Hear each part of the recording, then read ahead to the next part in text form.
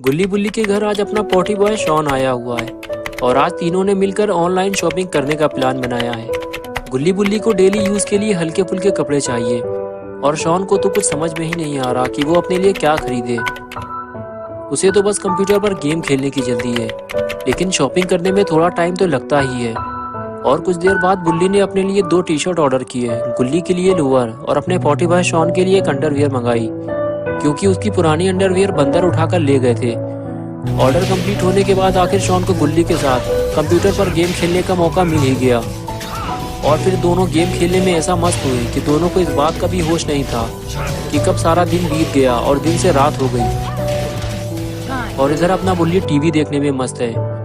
बुल्ली ने आज जो आइटम ऑर्डर किया है 2 से 3 दिन में वो डिलीवर हो जाएगा। बुल्ली यही सोच कर बैठा है। तभी बुल्ली का फोन बजने लगा। बुल्ली ने कॉल रिसीव की तो पता चला कॉल करने वाला एक डिलीवरी बॉय है। उसने बुल्ली से बताया कि आपका पार्सल आया हुआ है। बुल्ली ये सुनकर बड़ा हैरान हुआ। उसे ये समझ में नहीं आ रहा कि जो सामान उसने आज दोपहर 1 बजे ऑर्डर किया था वो उसी रोज रात में 9 बजे कैसे डिलीवर हो गया। लेकिन जो भी हो, बुल्ली ने उससे कहा ठीक है, तुम पार्सल दिए हुए एड्रेस पर ले आओ। तो डिलीवरी बॉय ने बुल्ली से कहा कि अभी रात के 9 बज चुके हैं और हम सिर्फ रात 9 बजे तक ही पार्सल डिलीवर करते हैं, इसलिए आपका पार्सल सुबह 10 बजे तक डिलीवर हो जाएगा। अभी मैं आपके घर से काफ़ी दूर हूँ और मुझे 2 पार्सल और डिलीवर करने हैं। मैं उसे डिलीवर करते हुए वहीं से निकल जाऊँगा। बुल्ली बोला तुम मुझे एड्रेस बताओ कि तुम कहाँ पे हो, मैं खुद तुम्हारे पास आकर अपना पार्सल ले लेता हूँ। तो डिलीवरी बॉय ने बताया कि मैं पुराने कब्रिस्तान के पीछे वाली रोड की तरफ आ रहा हूँ। तो बुल्ली बोला कि तुम कब्रिस्तान के थोड़ा सा और आगे की तरफ आओ, मैं वहीं आ रहा हूँ। तो डिलीवरी बॉय बोला कि ठीक है, लेकिन जल्दी आना, मैं कब्रिस्तान के पास ज़्यादा देर तक खड़ा नहीं रहूँगा। और फिर बुल्ली गुल्ली और शॉन से ये बताकर घर से निकल गया कि वो पुराने कब्रिस्तान के पास पार्सल लेने जा रहा है।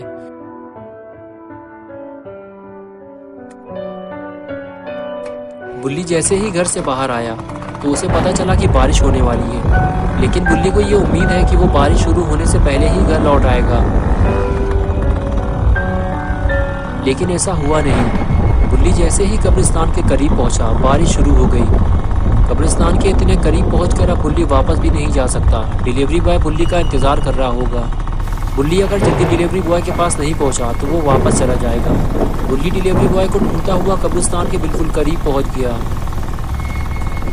लेकिन डिलीवरी बॉय कहीं दिखाई नहीं दे रहा। यहाँ इतना अंधेरा है कि साफ देख पाना भी मुश्किल है। बुल्ली ने अपनी टॉर्च निकाली और डिलीवरी बॉय को ढूंढता हुआ आगे बढ़ गया।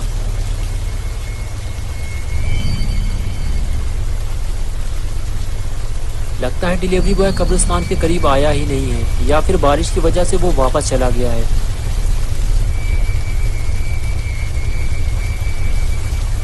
बुल्ली को भी यहाँ ज़्यादा देर तक रुकना नहीं चाहिए। ये वीरान और पुराना कब्रिस्तान है। सूरज डूबने के बाद इस रास्ते से कोई नहीं गुजरता। कुछ लोगों ने तो यहाँ लाल आंखों वाले काले कुत्ते और सफ़ेद बालों वाली चुड़ैल भी देखी है।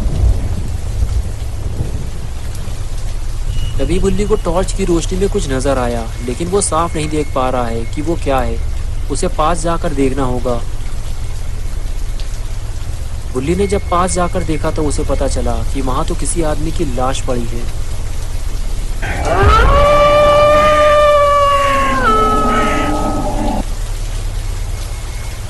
लेकिन ये डेड बॉडी आखिर है किसकी? बुल्ली उस आदमी का चेहरा देखना चाहता था, इसलिए वो धीरे धीरे आगे बढ़ा और जैसे ही बुल्ली ने उसका चेहरा देखा, बुल्ली डर गया। वो डिलीवरी बॉय ही था जो बुल्ली का पार्सल लेके आया था। लेकिन इसे मारा किसने? लेकिन जिसने भी उसे मारा है वो कोई चोर लुटेरा तो नहीं हो सकता, क्योंकि पास में ही उसकी वैन खड़ी थी और पार्सल भी वहीं पड़ा हुआ था।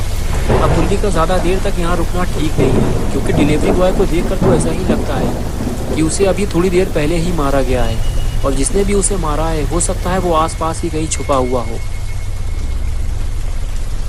बुल्ली जैसे ही स्कूटर के पास पहुंचा तभी उसने कुछ आवाज़ सुनी।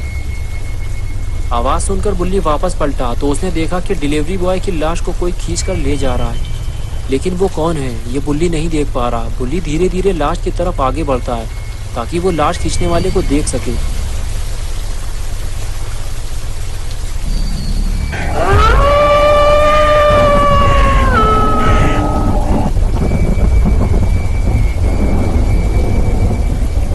लेकिन बुल्ली जब तक वहां पहुंचा लाश गायब हो चुकी थी। बुल्ली ये समझ गया है कि जिसने भी डिलीवरी बॉय को मारा है वो आसपास ही मौजूद है। लेकिन बुल्ली के लाख ढूंढने के बावजूद उसे कोई नहीं मिला।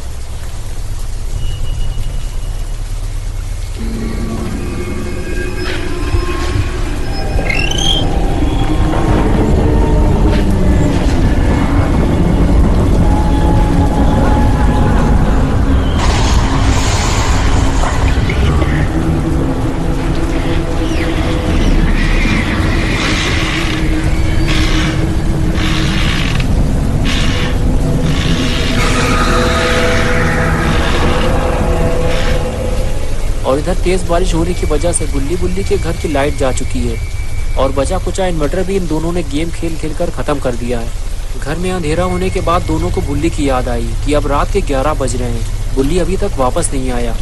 पुराना कब्रिस्तान भी घर से ज़्यादा दूर नहीं है। बुल्ली शॉन से कहता है कि हमें कब्रिस्तान जाना होगा, लेकिन शॉन रात में कब्रिस्तान जाने से मना करता है। वो कहता है कि पुराना कब्रिस्तान जाना अपनी मौत को दावत देना है।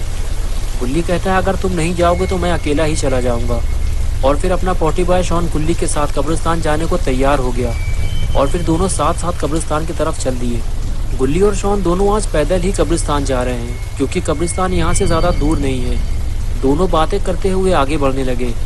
गुल्ली शॉन से कहता है कि तुम्हें उस औरत के बारे में पता है ना, जो कब्रिस्तान के मुर्दों पर जादू किया करती थी। जब लोगों को उसके बारे में पता चला तो लोगों ने उसे झाड़ू से पीट पीट कर मार डाला।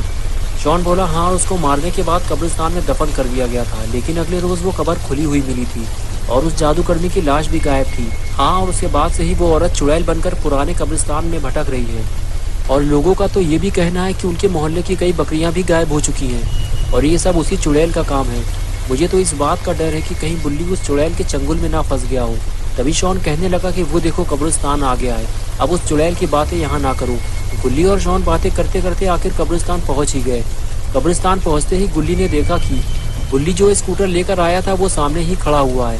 शॉन कहता है ये भी तो हो सकता है कि बुल्ली बारिश से बचने के लिए कहीं छुप गया हो। गुल्ली कहता है हाँ, ऐसा हो सकता है, आगे चलकर देखते हैं, आओ मेरे पीछे। ये कहकर गुल्ली और शॉन आगे चल दिए।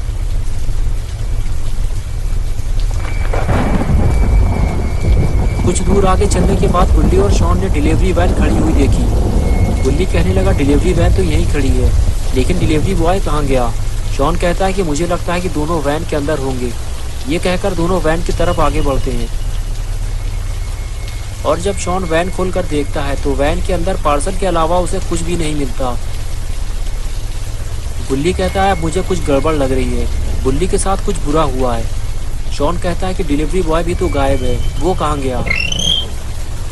ये कैसी आवाज़ है, ऐसा लगता है कि जैसे किसी ने कब्रिस्तान का गेट खोला है। चलो चलकर देखते हैं। ये कहकर दोनों कब्रिस्तान के गेट की तरफ चल दिए।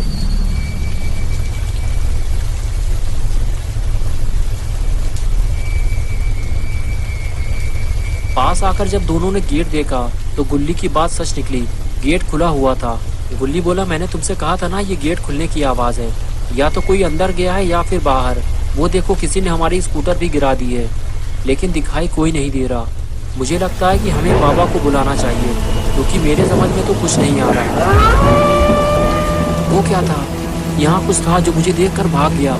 मैंने किसी चीज़ को जाते हुए देखा है।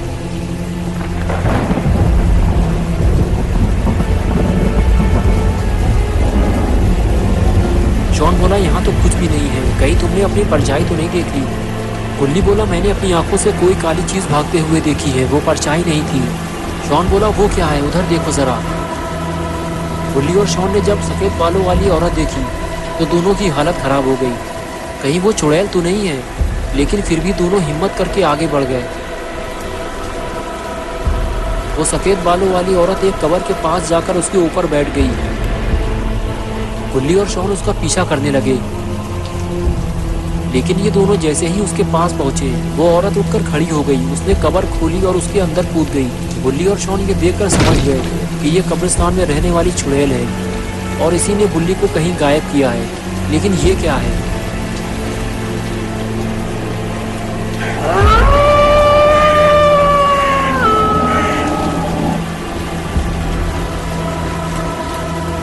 शॉन बोला ये दो पैर किसके हैं और इसका बाकी हिस्सा कहाँ है। गुल्ली बोला ये उसी चुड़ैल का काम है, ये मुझे डिलीवरी बॉय लग रहा है, चुड़ैल इसे आधा खा गई है। शॉन बोला अगर वो इसे खा गई है तो वो बुल्ली को भी खा गई होगी। गुल्ली ने कहा नहीं, मुझे लगता है बुल्ली कब्र के अंदर है, हमें कब्र खोलनी होगी, क्या कहते हो तुम?